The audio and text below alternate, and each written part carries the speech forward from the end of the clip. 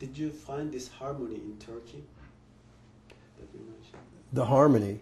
Yes, I did. I found something, a great strength in the people that I witnessed was their ability to cooperate with one another to accomplish little things, whether it was as to the traffic in the streets and all. It's very heavy, and yet everyone is willing to cooperate, and everybody can get to where they're going in their own way. And I found that to be true all through the society. That sense of cooperation and working together.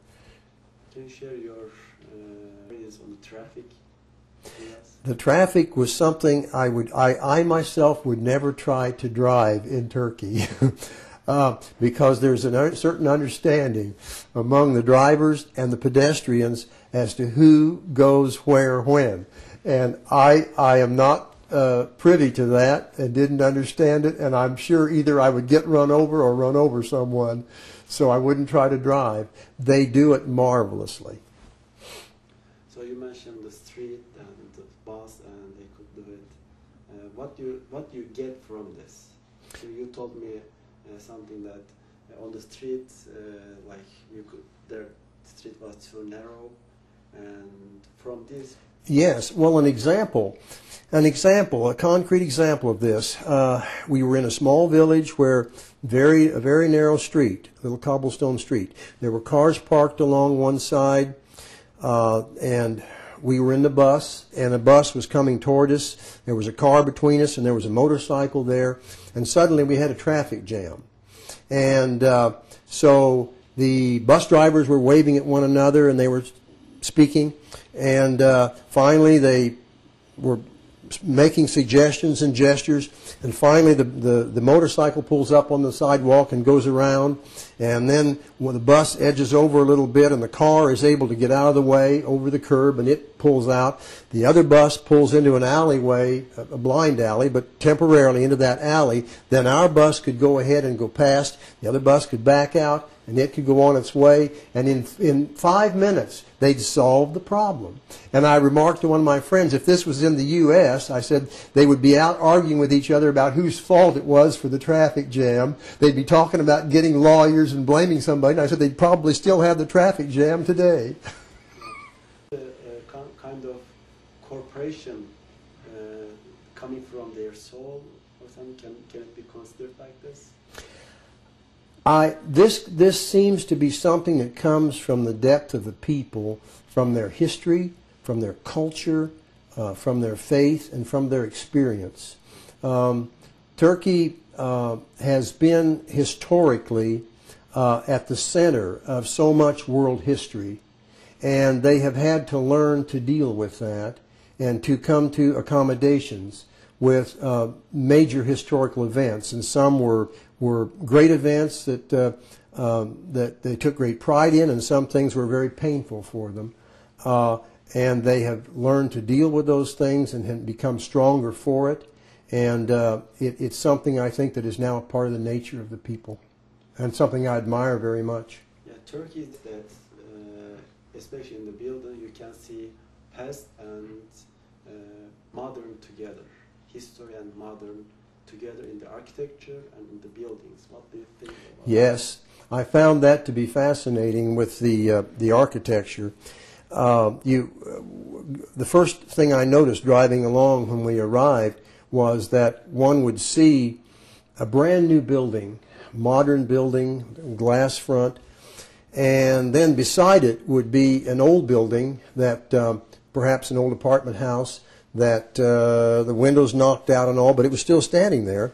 And they were building and building, but they hadn't torn down the old things yet.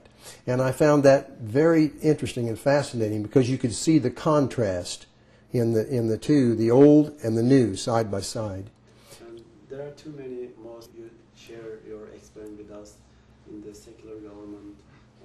You see the buildings, and when the evening comes, you see the religion is still there. Can you share this experience you get with us? Yes, I noticed right away the prevalence of minarets standing all around. And I thought it looked like in springtime, after a winter, when the little green plants, the little shoots start up to the ground. And I looked at all that, and I said, this is the faith of the people that is in evidence, like little shoots coming up in springtime, all those minarets. And I became very accustomed to hearing the call to prayer. And I found that very endearing. And I was most taken by the beauty of many of the mosques. So you went to some mosque in Turkey. Did you feel anything wrong with praying in the mosque, or what did you do? We had the good fortune to go to the Blue Mosque in Istanbul, and were there for the prayer service, and we were at the back, and we also, in our own way, we prayed at the time. It was something that seemed a very appropriate thing to do, that we wanted to be a part of.